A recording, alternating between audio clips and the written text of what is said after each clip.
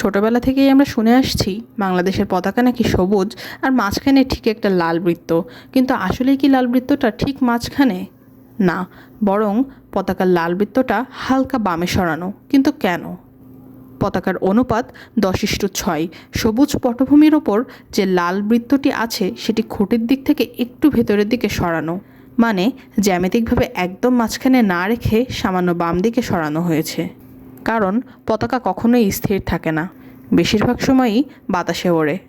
যখন পতাকা খুঁটির সাথে বাঁধা থাকে এবং বাতাসে দুলতে থাকে তখন কাপড়টা খুঁটির দিক থেকে পেছনের দিকে টান পড়ে। যদি লাল বৃত্তটা একদম মাঝখানে রাখা হতো তাহলে ওড়ার সময় সেটা চোখে ডান দিকে সরে গেছে বলে মনে হতো, ফলে অসমান লাগতো।